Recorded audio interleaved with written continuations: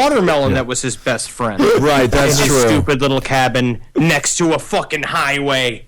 Yeah. Oh, and watermelons. That's a short relationship, you know? Once you drill the hole in it, maybe 48 hours. Gets all soggy. Sweet 48 hours, though. That's a honeymoon I'd like to take. It's very interesting the way that he chose these people, because he does choose, I guess in this situation, he can be like, I'm the good guy. And I guess technically this is the best. This makes him this is the worst person that he's sent a bomb to, even though the guy was just doing his job. But it wasn't true. Yeah, he wasn't involved in it.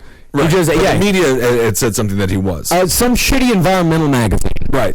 Had said that he was very much involved in helping clean up the image. So basically, Kaczynski was just getting environmental magazines delivered to his house, and then he was buying a bunch of nails all the time. He wasn't getting any at his house. He was doing the thing. He went to Barnes & Noble, and he sat around and acted like it was a library. Right. Reading all the magazines for free, taking advantage of our technological advancements in society. He's the only person to walk into a Barnes & Noble, and the staff members are just like, why don't you use the bathroom? Go to the bathroom. Feel free. So, despite the company's name being actually incorrectly spelled, this guy opened it up anyway, and the bomb was so powerful that his head was almost severed from his body, and his hands barely connected to his fingers, and his intestines were just a mess. But I would also say this is also a good kind of an interesting, serious lesson of, like, don't open things that aren't spelled correctly. Don't open things that look kind of weird. If you're not expecting a package, you're part of the takedown of the technocracy. So don't open it. And judging by Marcus's description, don't open boxes with your teeth. Good Lord, how did his head almost get blown off? I mean, he packed it with razor blades, metal, nails. It was a vicious bomb. Razor blades, that seems, he's stepping it up. And it was also a shame because he had his favorite hat on. Not to make fun of the victim. No, never. So this is what his wife, Susan, said. This is how she described the blast. She said, "A thunderous noise resounded throughout the house. A white mist was pouring from the kitchen doorway. When the mist settled to the floor, a horrifying image emerged. My husband's body, face up on the floor, his stomach slashed open. His face was partially blackened and distorted. Blood. Horror." And then I mounted him, and I felt his rock-hard love pressing against my soaking wet ocean-like vulva. He entered me, and that was the first time I ever came. Henry? What's happened? I thought I lost you guys. Romance. I thought we dropped the thing. Romance, Henry. No, we're just, Sitting in it. being romantic. Oh, good. You guys having sex? No! Fingering each other over there. Stop it. Oh my God, way off subject. But my friend Dave, who designed the graphics graphics for Cape Company Radio, he saw a man get knocked out at a bar in Menominee, Wisconsin, by a woman, because the woman was leaning over the bar and he stuck 2 fingers in her butthole. Whoa! She turned around and she's a possess you. No.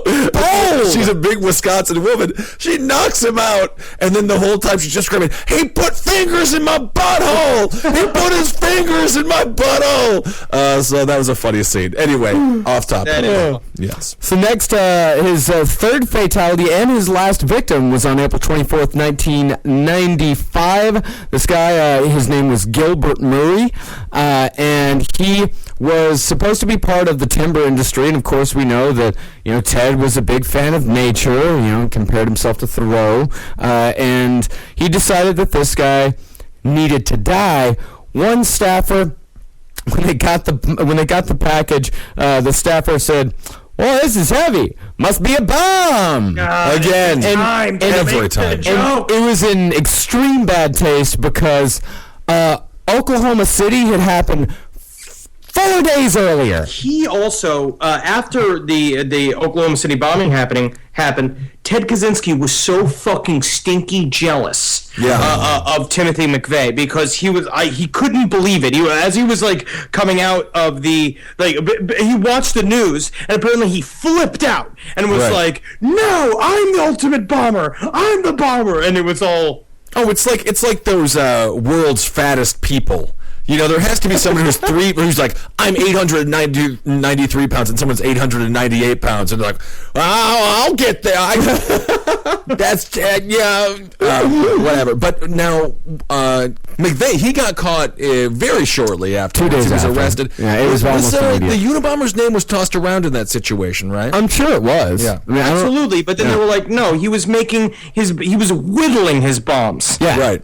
These are handmade bombs. This was like nothing even close to what McVeigh did. Although this one did destroy the entire office in which it was open. Destroyed all the furniture, blew a hole in the wall. By far his most powerful bomb to date.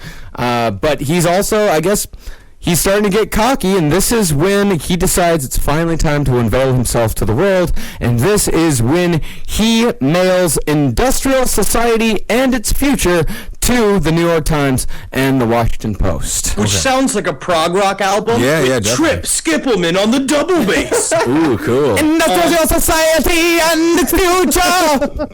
I like that. The manifesto is a tough read.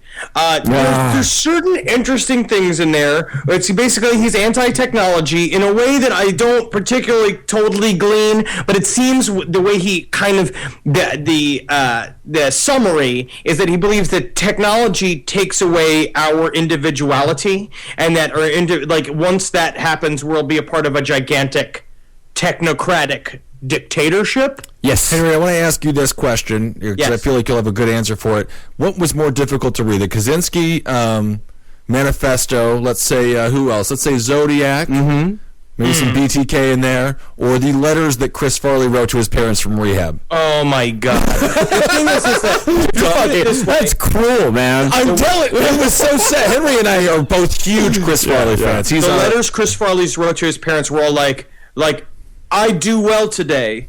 Yes. Me hope, me don't drink. No, like it was all he wrote like a child. But Kaczynski was slightly, what made his manifesto so difficult to read? Snooze fest. Yeah, it's very dry. You put a little bit of violence in there. You put one mention of a nipple. You have my full undivided attention. Or a reptilian drawings Sure.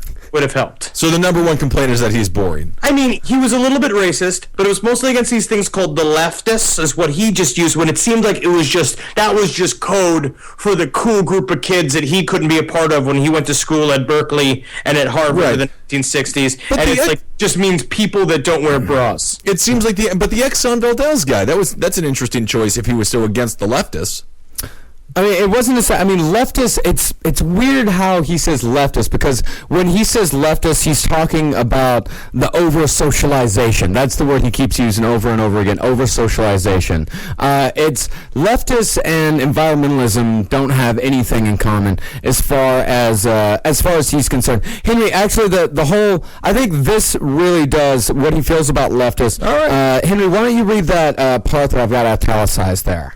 The moral code of our society is so demanding that no one can think, feel, and act in a completely moral way. Some people are so highly socialized that the attempt to think, feel, and act morally imposes a severe burden on them. In order to avoid feelings of guilt, they continually have to deceive themselves about their own motives and find moral explanations for feelings and actions that in reality, you listen!